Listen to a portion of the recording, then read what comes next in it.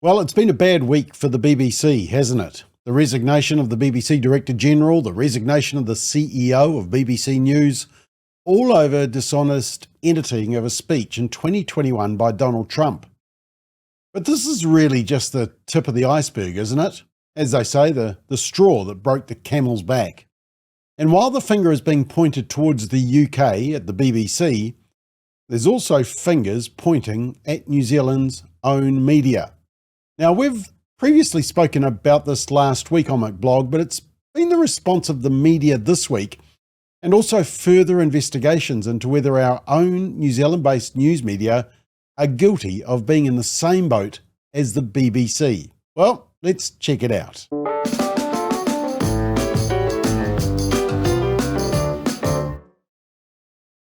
So according to a report by One News, the Trump controversy originated from the editing of a BBC Panorama documentary called Trump: A Second Chance. It went to air a week before the 2024 US presidential election and contained replays of sections of the speech Trump had made to his supporters just before the insurrection in Washington on 6th of January 2021. In the speech, Trump said at one point, "We're going to walk down to the Capitol and we're going to cheer our brave senators and congressmen and women." And 50 minutes later, in the same speech, he said, "I'll be with you and we fight like hell." Now, according to the BBC's own account, these two accounts were spliced together to read, "We're going to walk down to the Capitol and I'll be there with you and we fight like hell." The effect was to give the impression Trump was egging on his supporters to violence.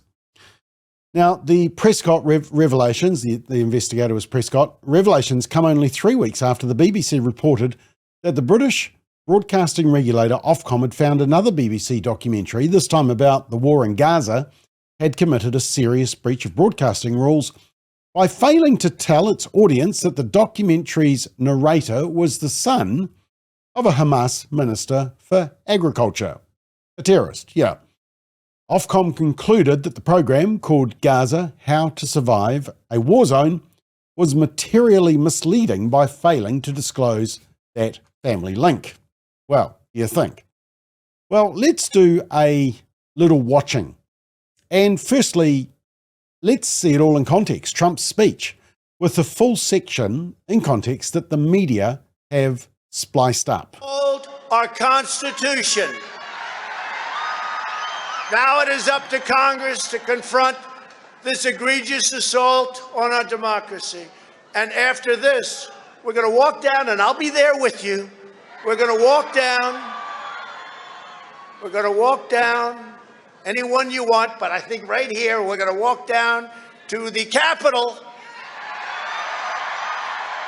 And we're going to cheer on our brave senators and congressmen and women. And we're probably not going to be cheering so much for some of them, because you'll never take back our country with weakness. You have to show strength, and you have to be strong.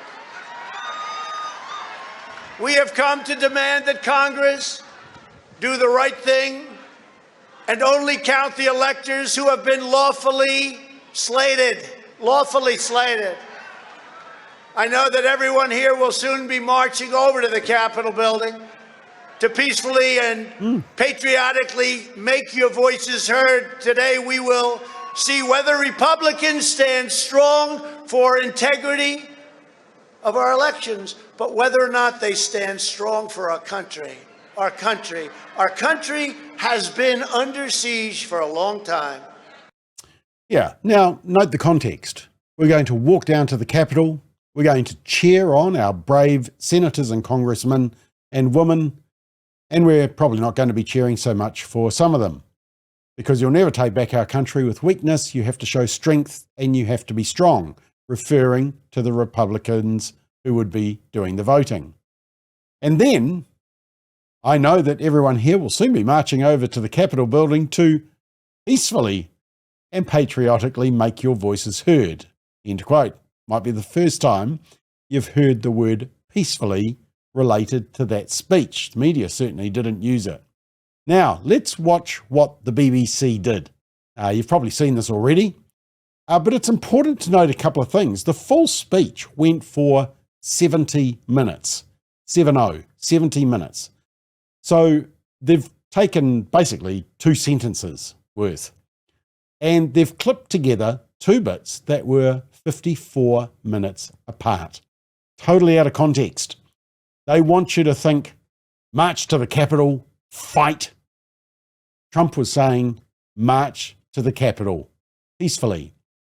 The fight was related to Republicans fighting against Democrat policy, Trump fighting against the media, getting rid of candidates that don't fight for America first, praise for strong Republicans who are fighting. Look, read the full speech if you get the chance. So here's how the BBC misrepresented it.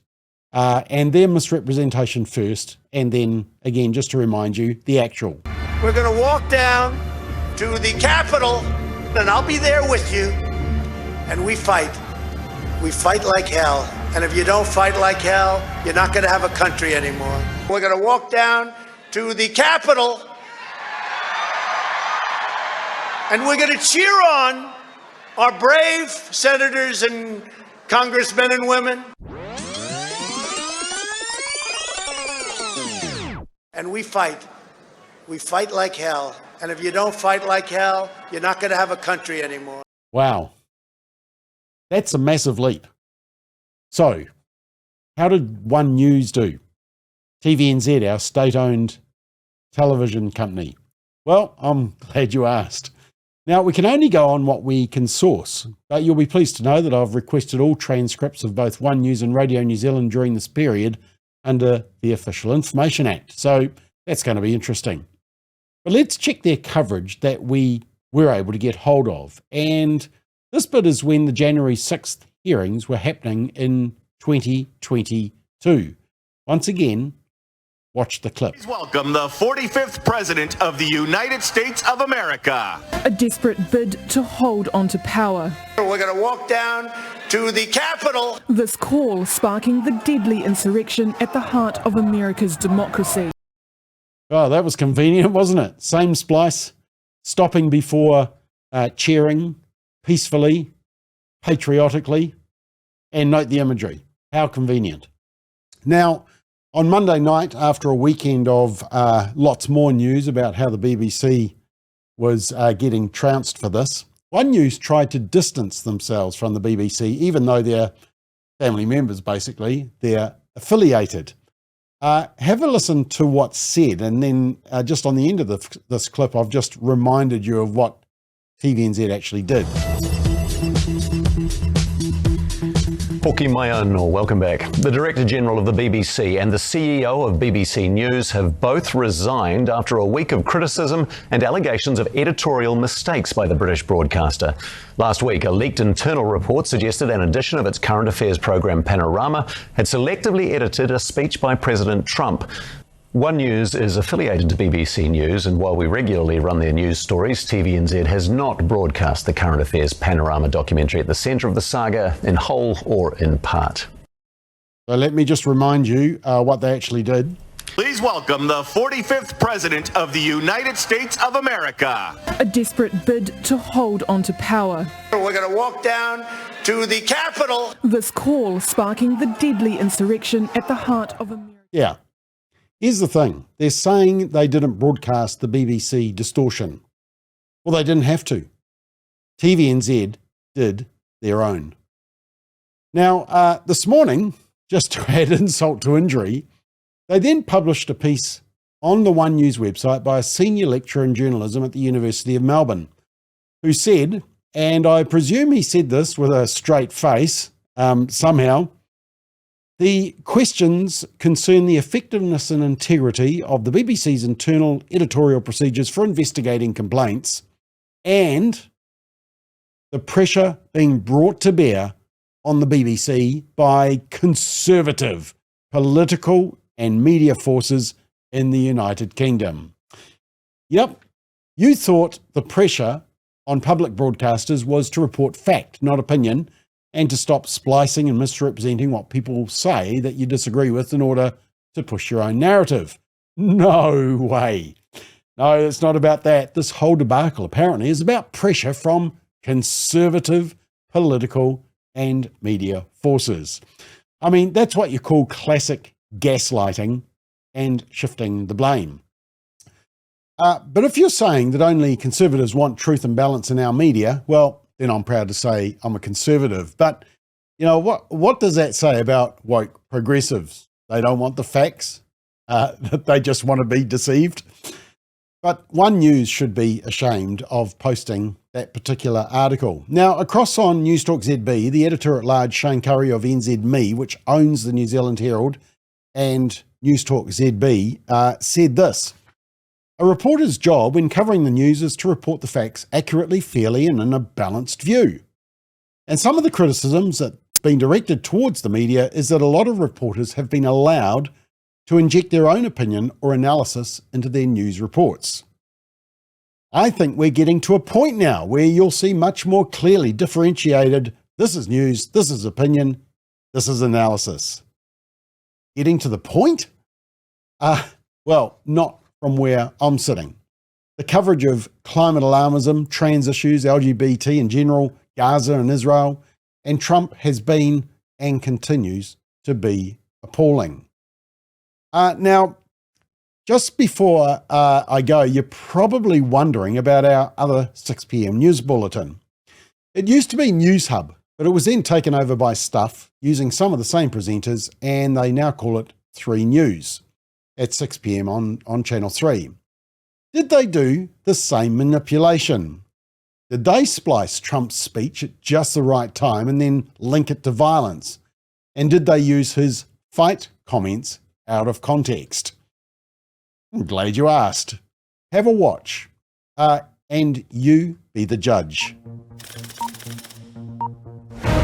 We're going to walk down to the Capitol because you'll never take back our country with weakness. You have to show strength and you have to be strong. USA! USA! USA! This is exactly what was feared, but in no way is this a surprise. It's not protest, it's insurrection. So go home. We love you. I know how you feel, but go home and go home in peace.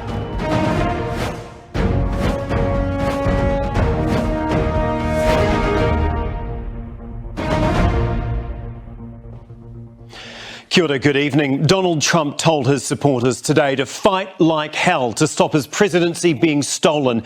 And egged on by their hero fight, they did. And just through, 4 people lost their lives, including a woman reportedly shot by police. So no more. Now, just to add insult to injury to the BBC as well, I did notice that this judgment came out where one of their presenters was deemed to have broken the rules as a BBC presenter because she corrected herself from saying pregnant people, which was on the script, to women. And apparently that was naughty. Have a watch of the actual clip. It's going to be a lovely day for lots of people. Sam Harrison in Hampstead Heath. London School of Hygiene and Tropical Medicine has released research which says that nearly 600 heat-related deaths are expected in the UK. Malcolm Mystery, who is involved in the research, says that the aged, pregnant people, women, and those with pre-existing health conditions need to take precautions. Yes, apparently she was disciplined because she inserted her personal opinion into a controversial issue. Well, no, she didn't. She's a newsreader and she was reporting the facts, the biological truth. But apparently that's not good enough for the BBC. Look, let me be clear. This is not just about the media's Trump derangement syndrome. This is about whether we can trust the media on a number of controversial issues. As already mentioned, climate alarmism, trans issues, the LGBT in general, Gaza, but also abortion, euthanasia, drugs, COVID, Posey Parker. The list goes on.